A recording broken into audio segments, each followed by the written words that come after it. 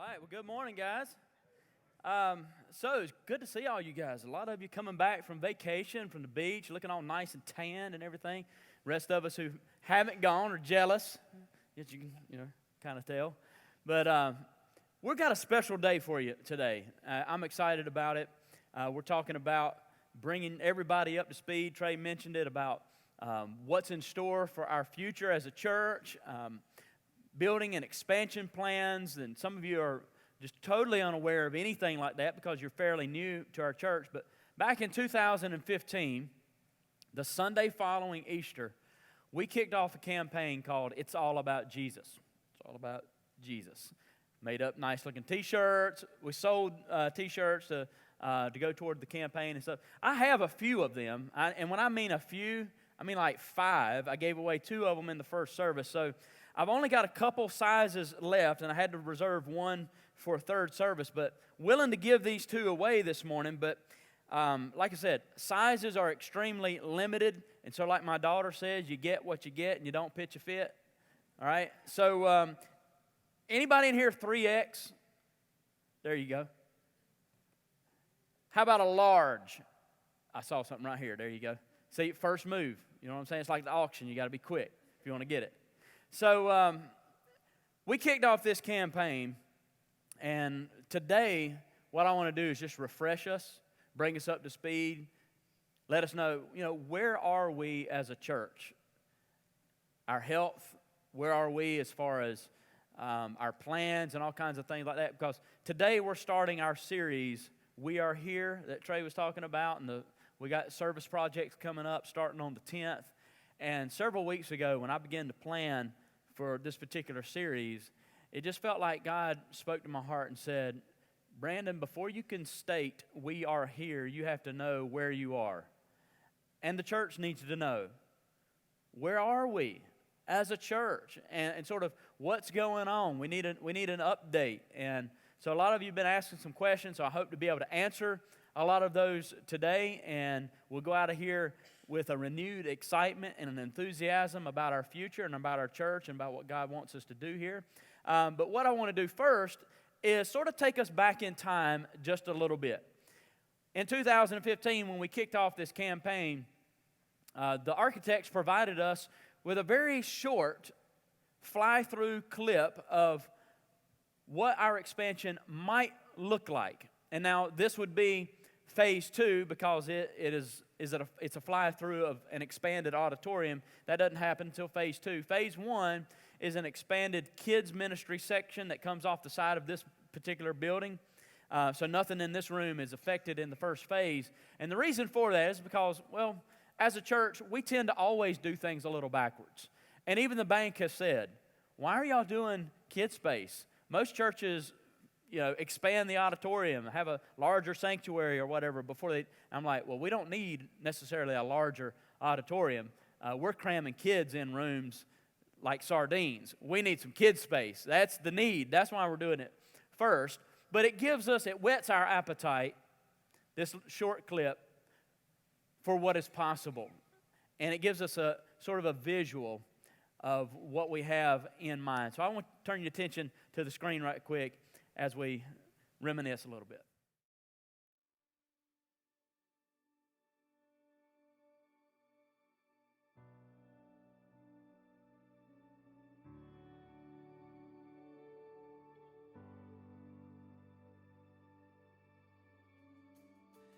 You're the God of this city, you're the King of these people, you're the Lord of this nation. You are. For greater things have yet to come, and greater things are still to be done in this city.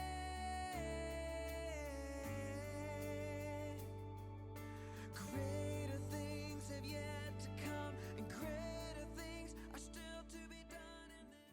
You can see there toward the end of the clip, it gives us a little wider view of what is planned to be off the right side, if you're looking at the building, the right side of this building, which would be our kids space, and that is a future auditorium space, which would increase this current room, which seats about 300 to a 500-seat auditorium. And so that's on down the road. And the thing about it is we look back, and in 2015, the vision was there, the need was there. Neither of those have changed. Our timeline over the last couple years has changed. The cost has changed. We estimated then, again, this is just a ballpark estimate, that this first phase of the project would cost us about $1.5 million. Now that we've actually bid it out and we're under contract with a construction company and they've gotten all the materials list and so forth and so on, we're looking in the neighborhood of 1.75, and the bank's saying we'll loan you 1.8 just to be safe. So that's more of a concrete kind of a number that we have to go on right now. But that need is still there. Our kids are continuing to grow, the kids' ministry, and we're filling up rooms. We're filling up rooms upstairs where kids should not be, and that's because of legal reasons. We're out of code. And it's like, well, as a church, what do? We just turn families away? Do we turn kids away and say, well, you can't come to church here because we don't have room? No, we make room. We do what we have to do to make room, and we've tried to be very good stewards of the building and the resources that we have and that we have had in the past, and we've just totally maxed it out. We don't have any ability to do more with what we have, and so it's time to do something different. And so that's an internal need. But the need is still the same and even greater when we look outside of our church. Anybody notice there's a lot of people starting to move into Locust? You know, things are starting to happen, and businesses and retail are starting to move in. This is a booming area, and over the next 5 to 10 years, Locust and the community around it is not going to look the same. And I just took some things that are going on, some plans that the city and the town has on their website, and this is straight from them, so I don't have a lot of details. If you want details, you need to ask town council, but I just wanted to give you an idea of some things that are going to take place in the next 2 to 5 years and beyond here in our town that is going to drastically change the makeup and the demographic of our community. Trey mentioned a few weeks ago that Ryan Homes has bought 200 acres, and this is over off Meadow Creek Church Road, 200 acres, and is planning a major housing development. That's absolutely true. It's on the town's website. It's a done deal. They're moving in. And just think about it. If you've ever seen any of these new developments that come in, a 200-acre development is not, houses on acre lots, right? You know, you've been in these developments. It's like 4 houses on an acre lot. So we're talking about upwards of 300-400 plus houses moving in. Families are coming this direction. D.R. Horton is another major national developer. They are also looking to purchase land and to bring in a major development in our town. 60 units, apartment units are going up right now in town center with plans in the future for there to be lots more and houses to go up town center. Somebody told me right after service, they said they've already approved and announced this week that there are 60 more apartment units going in like behind Wendy's in that area. This place is booming. People are moving into the area. If you go out 200, you know that the old doctor's office out there that sat vacant for a number of years is starting to be renovated. And people have been asking, like, what the heck's going on there? Stanley Funeral Home has plans to move into there. Why? Because they know where there's a lot of people living, there's a lot of people dying, right? That's where the business is. And so they're making plans for the future, right? Everybody's all psyched up about Pizza Hut, right? Pizza Hut's coming. O'Reilly's is building a new auto parts store like 20 yards from the other one that they had. I don't know why. People have asked me why. I don't know. But they're preparing for the future is all I know. Retail, restaurants, housing developments don't move to areas where there is no expected growth. You know, the old saying is, you build it and they will come. Guess what? When it comes to Locust, they're coming, whether you build it or not. People are moving to this area, and I think that's a strong word for our church because it puts us in a position where we have to decide, are we going to grow with our community? Are we going to thrive with our community, or are we going to let it pass us by? I've seen too many churches choose the latter, and they die. And listen, I'm not here to watch our church fold up because we're unwilling to change and because we're unwilling to take a risk.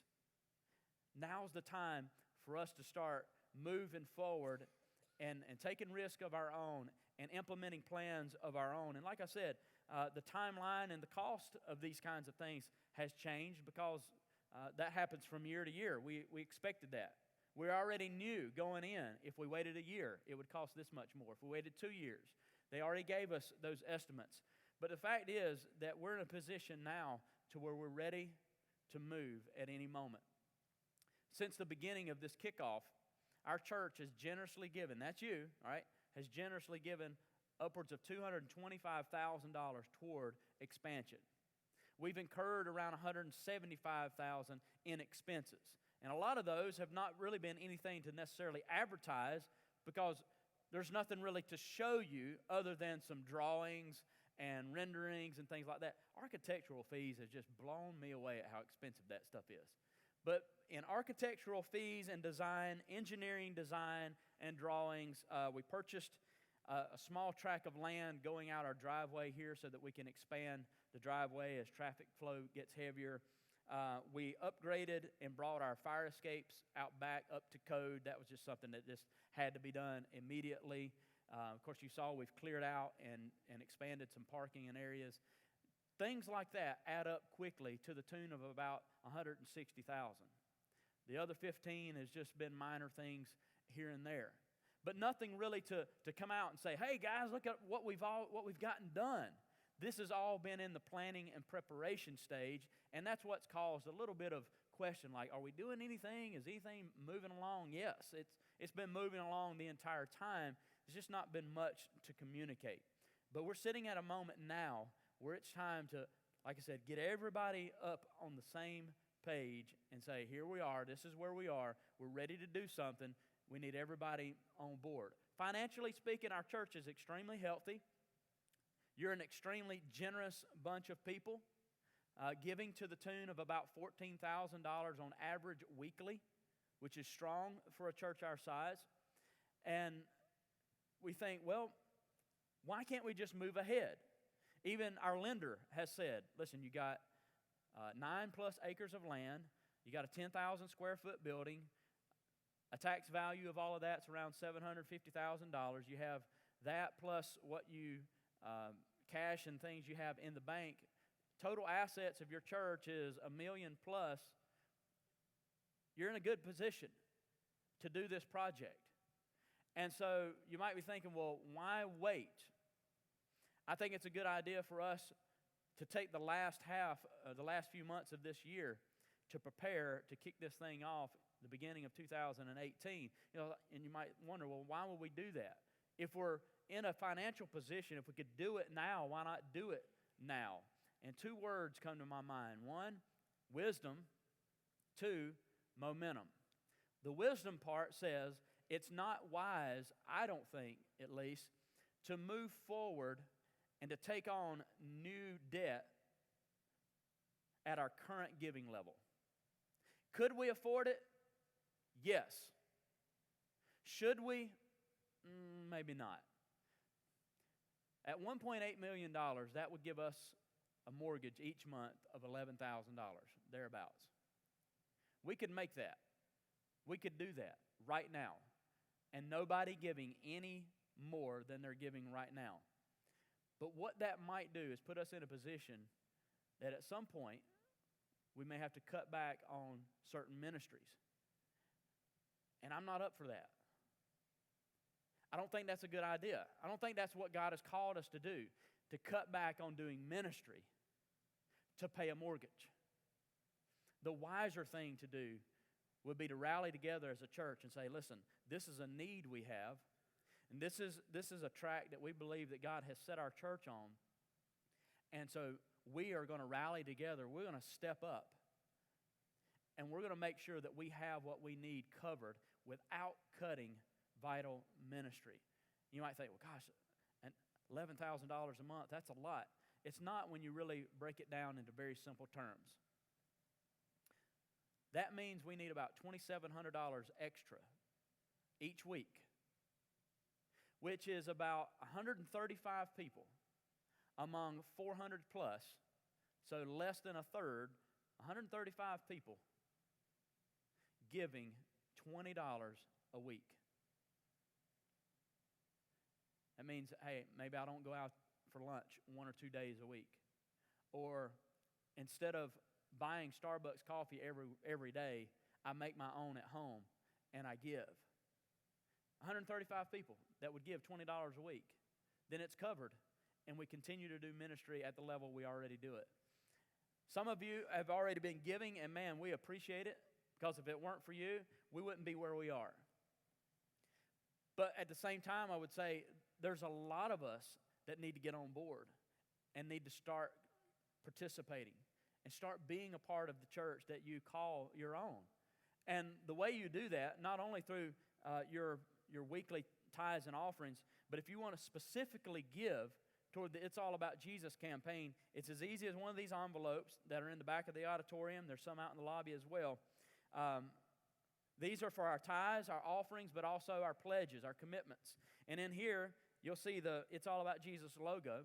And so if you say, I want to be one of those people who commits to giving every week, or if it works out for you a month or every 2 weeks, I just want to be one of those people who gives toward this project every single opportunity that I have at whatever level. Some of you can do 20, some of you can do 200, others maybe only 5. It doesn't matter as long as we're all participating. But you get one of these envelopes, and you make sure on the line where it says campaign offering or pledge commitment, either one of those will be fine, that you write in and you designate how much of what you're giving is to go toward that. That's what I do, all right? I get paid every 2 weeks, and when Jessica and I, when we give our tithe, I write one check because I'm old school like that. I don't do online giving. I don't do text to give. I give a check. And so on my check, I designate how much of that I want to go toward the pledge that I made back in 2015, and we do that every month. And so I designate it on there so that those who are doing our books and in the office, they know that much goes toward campaign. What it does is just help us track, and it gives us a visual on, okay, we've got this month covered. We've got next month covered, so on and so forth. And people say, well, our church doesn't really vote on anything. I mean, this is a big project. Shouldn't we all have a say? Yeah, I absolutely agree. We should all have a say, and you have it. It's right there in your pocket. Because if you don't give, guess what? That's your say. You're saying no. If you give in any amount, you're saying, yes, I believe in this, and yes, I want to be a part of this.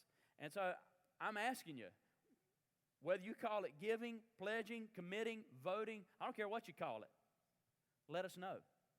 Let us know. Jump on board with us, because the need is absolutely great. Wisdom says, let's give it a few months and see where our church is and see who's with us. The other word that you need to remember is momentum. Momentum. This has been a tough year for us. Like I said, Jessica and I went on sabbatical back middle of March, and we're gone through the middle of June. And that was personally a difficult time for us, but it was one of those times where we needed it. We didn't realize how much we needed it, but it's been a huge benefit to us, our marriage, our family, and I believe in the end it'll be a huge benefit to our church. But at the same time, when your lead pastor is sort of out of the picture for 12 weeks, that has an effect on your church. You lose momentum. So, and we can track that. Here at New Life, we're not all about the numbers, but they are pretty important because numbers tell a story.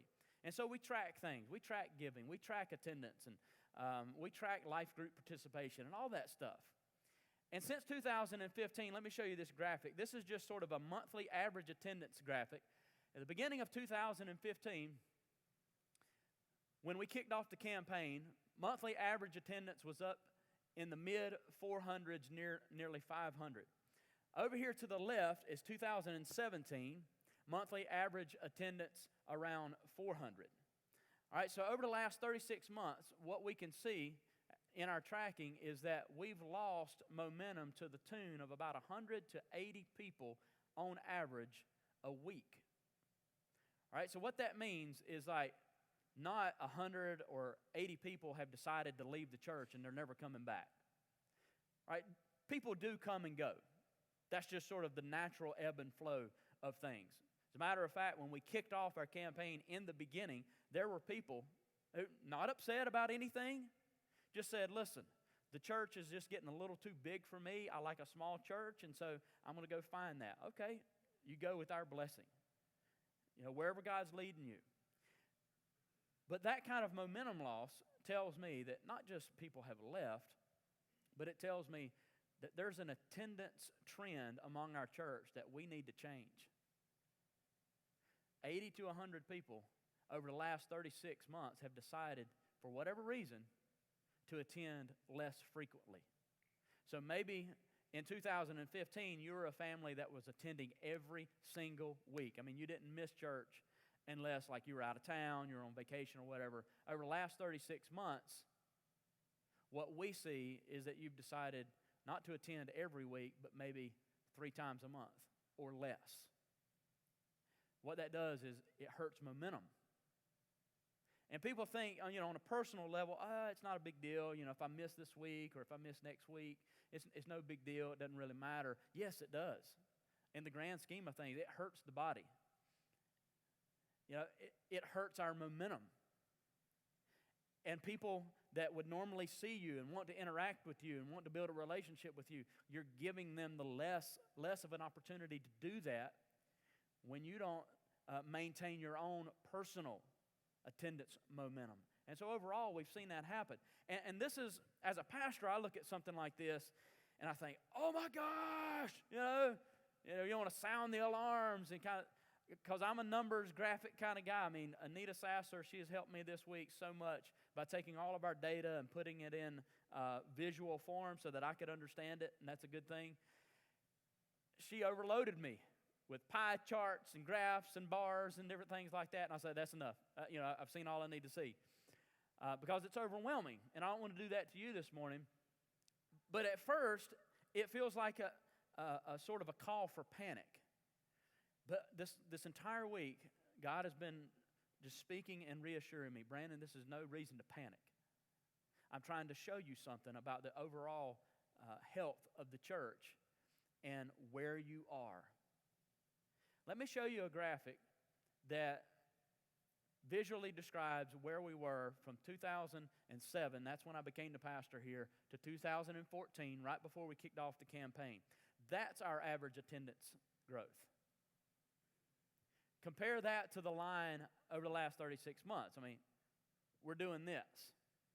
And in 2015, the growth trend of our church leveled off. All right, sometimes that's totally natural to see that, but it tells us a story. And what I believe the story is that we as a church, and I can even lay responsibility at my own feet. As a church, we let up. We let up. We were going to the moon, and we let off. We got comfortable. Maybe even thought, all right, we did it. We're there. And that began to show. And it's not like we're in some kind of downward death spiral, as you hear on like CNN and Fox News and whatever. We're nowhere near that, right? But the numbers tell us we need to rebuild and regain momentum. We need to pick it back up. We need to get serious about what God's called us to do and about the opportunity that as a church we have in front of us. The growth of our community is coming. We cannot let this opportunity pass us by. But wisdom and momentum says take the rest of this year to prepare ourselves financially by giving everybody the opportunity to get on board and to prepare ourselves with momentum. Let me read something that Jesus said about projects and about building. In Luke chapter 14, Verse 25 through 30, he said that large crowds were traveling with Jesus. And turning to them, he said, "If anyone comes to me and does not hate father or mother, wife and children, brothers and sisters, yes, even their own life, such a person cannot be my disciple. And whoever does not carry their cross and follow me cannot be my disciple. Suppose one of you wants to build a tower or a church or a house or whatever it might be. Won't you first sit down and estimate the cost to see if you have enough money to complete it? For if you lay the foundation and you're not able to finish it, everyone who sees it will ridicule you and say, 'This person began to build and wasn't able to finish.'" Jesus says it's foolish, it's not wise to start a project without being absolutely sure that you have the resources to complete it. That's where we are. We're in good shape to start, but we need to make sure we have the resources to finish it. That's the wise thing to do. You've given $225,000 towards expansion. We've incurred $175,000 in expenses. We've been able to pay out those and cover those expenses without any kind of loan or anything. That's a good thing. But do we have the resources and do we have the momentum to finish strong as we started? Jesus says the wise builder sits down and calculates and makes sure that those check boxes are yes. You see, he's talking to a crowd of people who many of whom he knows that they're there for the wrong reason. They're following him because they want to see a miracle or they want a free meal or whatever the case might be. They're there for the wrong reason. Others are following him, but they don't have what it takes to go the long haul, to go the distance. When things get tough, they'll quit. They'll go somewhere else. They'll find the next coolest thing. And so Jesus makes this statement. If you're going to follow me, you got to get serious. If you're going to be about what I'm about, then you have to take up your cross and follow me. All right, now depending on what you believe about the cross that Jesus carried, some believe it's the entire thing, the traditional horizontal and vertical beam of the cross. They believe he carried that through Jerusalem. Others suggest that he carried only the cross beam, the horizontal part of the cross, on his shoulders through the streets of Jerusalem to Golgotha. Either way, you're talking about something that weighed in the neighborhood of 150 to upwards to 300 pounds if it was the entire thing. Do you know what it takes to pick up something that weighs 150 pounds to 300 pounds and move it any considerable distance? I mean, first you have to have the strength to move it in the first place. But if you're going to drag that thing from here to Walmart, you better have some momentum behind you. All right? Once you get that thing moving, you don't stop. And that's the message that I hear God saying to our church. Once we get this thing moving, we can't stop. We need momentum. So we can't allow our momentum and our attendance to continue to look like it is. We got to step it up. We got to see that trend going back the other direction and rebuild and regain that momentum. And so, like I said, I don't want to bore you with bar charts and pie graphs and all that kind of stuff. It's just a thing that it should let us know that, listen, our church ain't dying by any stretch of the imagination. Every single week, we're seeing new faces. On a regular basis, new faces are saying, listen, we want New Life to be our church. That's why we have a Discover class during second service right now. There are people out there who are saying, I want this church to be my church. We want to be a part of this. We see anywhere on average from 50 to 80 professions of faith every single year, with about 30% of those following in baptism. That's good. Those are some strong numbers. But we need to regain momentum. We don't need to let up.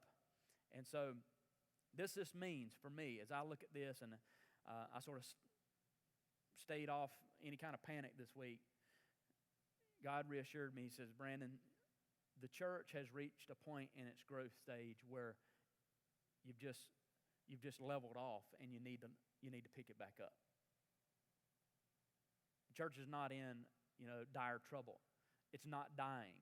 There's not some kind of mass exodus of people in support.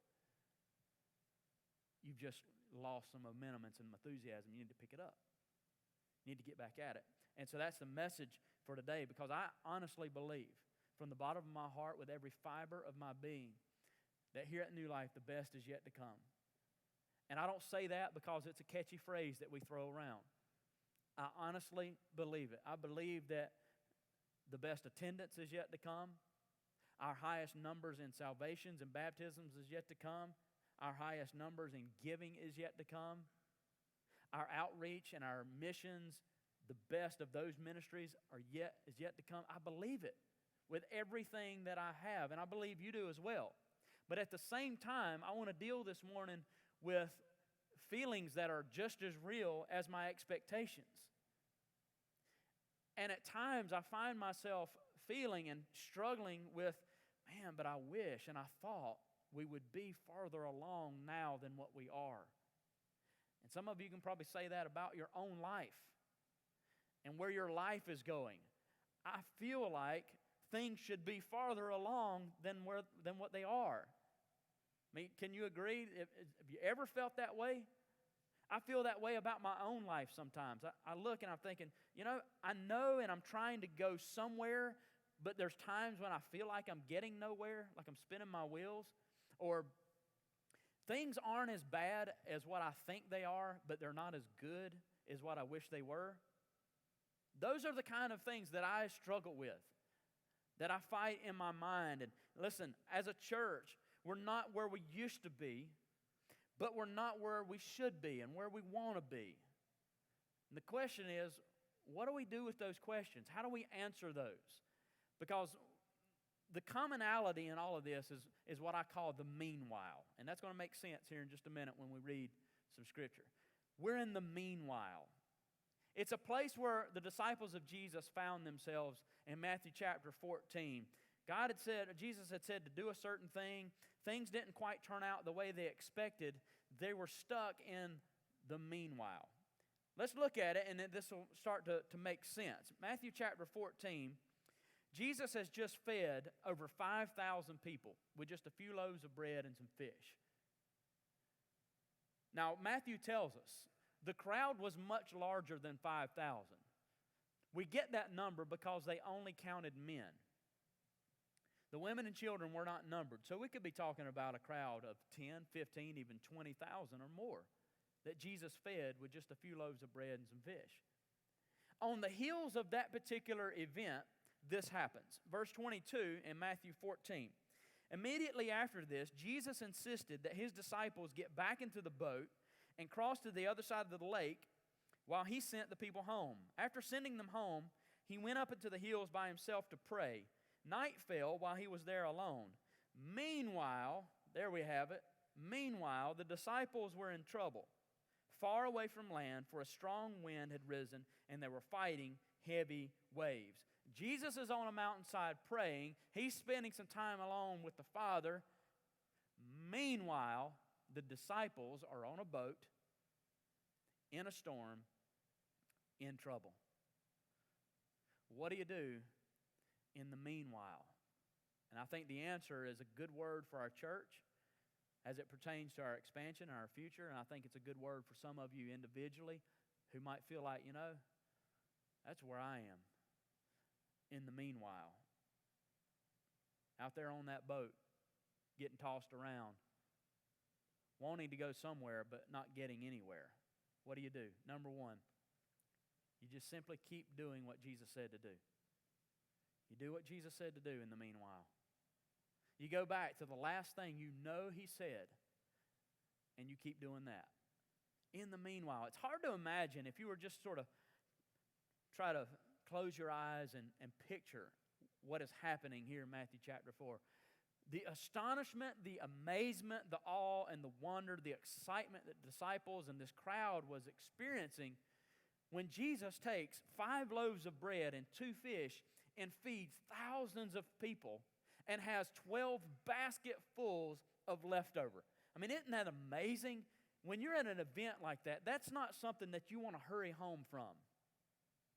It seems to me as I read the text that the disciples had no intentions of going anywhere. So let me give you a word of advice. If, like the disciples, you find yourself in some kind of service, let's just say you showed up to church one day, miracles started happening, revival broke out, and there were free food being handed out, don't leave. Like, stay there. That's an awesome day. And it seems like to me that the disciples are resisting what Jesus said. No matter what was going on, it says that He insisted that they get on the boat and they leave. It tells me that there was probably some debate there. One or more of the disciples pushed back and said, I don't know if that's the best idea. I don't know if that's something that we should really do. Why? I mean, it's so good here. And Jesus said, I insist. This is what you must do. And so that's what they did. Now we should probably pause here for a second and just remind ourselves that when we do something that Jesus said to do, there's always going to be someone that criticizes it. There's always going to be someone who ridicules it. There's always going to be somebody who doubts it and raises all kinds of questions about it. And sometimes those people are going to be in the boat with you. Right? You remember there's 12 disciples. The resistance, the questions, and the doubts were coming from within. And sometimes you'll find that some of those doubts and fears and questions come from even within you. In the meanwhile, just keep doing what Jesus said to do. And that's why I'm convinced right now for our church. I'm no less convinced today as I was in 2015 that this is the direction for our church. That we need to pick up our momentum. We need to move forward. Because even though we aren't where we thought we would be or where we want to be, we need to go back to the very last thing that we're confident Jesus said to do, and that's it. Just keep doing that. Number 2, resist opposition. See, these two things go hand in hand. There's always going to be opposition. It's easy to do and to keep doing what Jesus says to do when there is no opposition. Like if they were to set sail and there would have been no wind or favorable winds, no rough seas, oh man, let's do this. Let's go across and let's sail all night, whatever it takes. It's when resistance comes. It's when hardships come.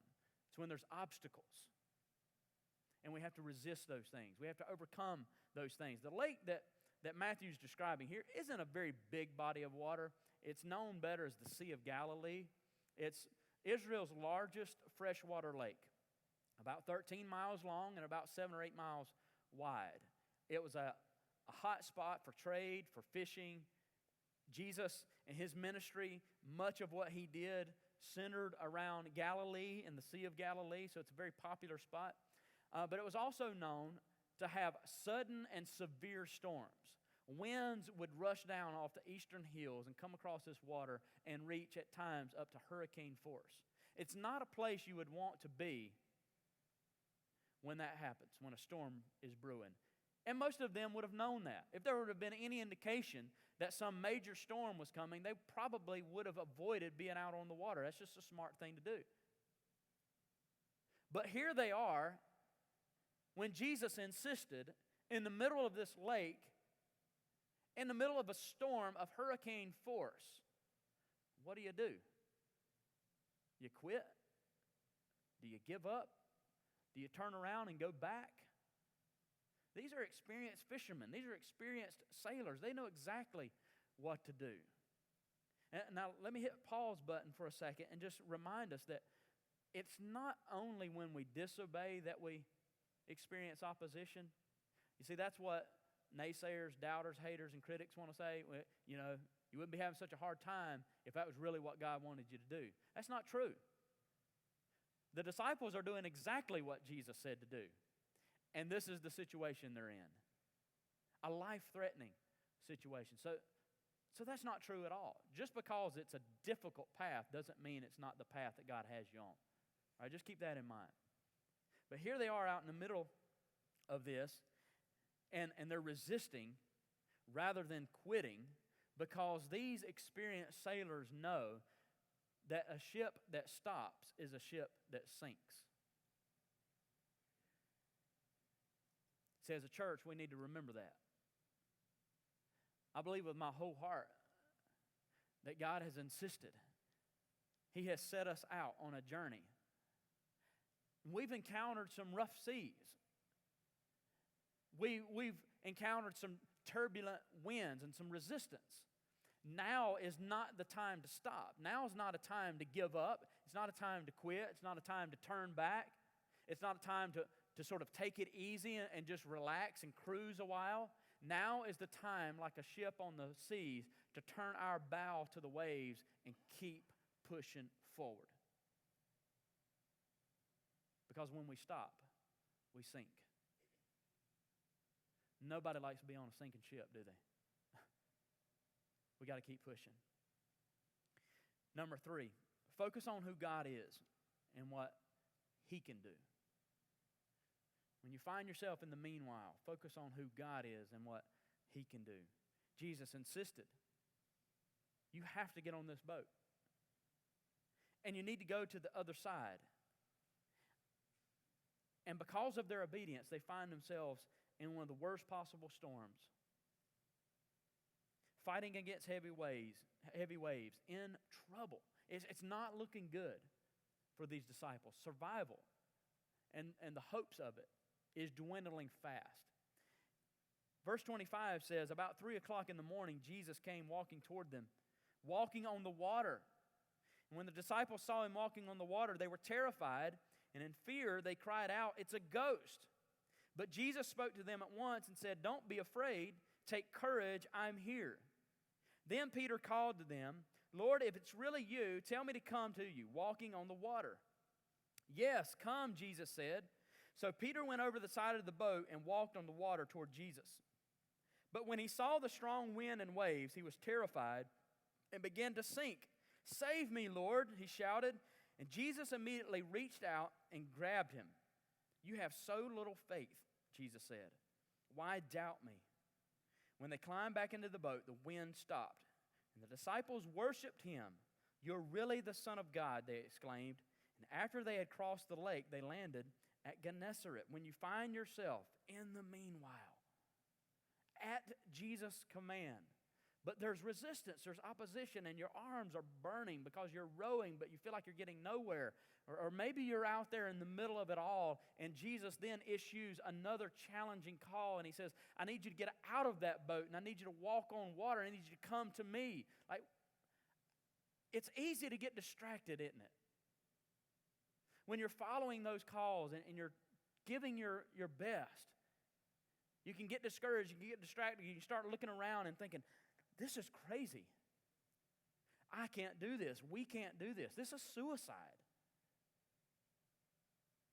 You got to focus on Him and focus on His ability. The moment Peter took his eyes off Jesus and began to focus on his circumstances and what he should be able to do or not do, he began to sink. The interesting thing to me in that is when Jesus reached out His hand and He took Peter and pulled him out of the water, He asked him, He said, "Peter, why did you doubt me?" He didn't ask Peter, "Why did you doubt?" That's a question with an obvious answer.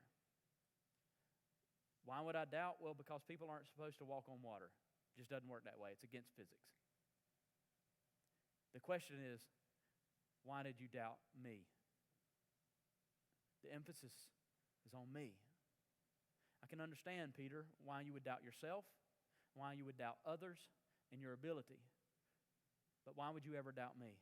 If I said do this, if I said go here and do that, build this, do it. And don't doubt me. Because when everybody else says it's impossible, that word is not even in the realm. It's not even in my vocabulary. Nothing is impossible. Why doubt me? And then finally, the last thing we need to remember to do in the meanwhile is simply to give Him the glory. To make sure as our focus remains on Jesus, to worship Him and give Him the glory. He insisted on a trip, knowing full well Before he ever issued the command, he knew that the disciples were in for trouble. He knew that Peter was almost going to drown that night. But he also knew that they would all arrive to the other shore safely. Only God knows that. See, only God knows the end of a thing from the beginning. The only thing we know is what's right now. That's all we can see. God knows the end of a matter from the beginning.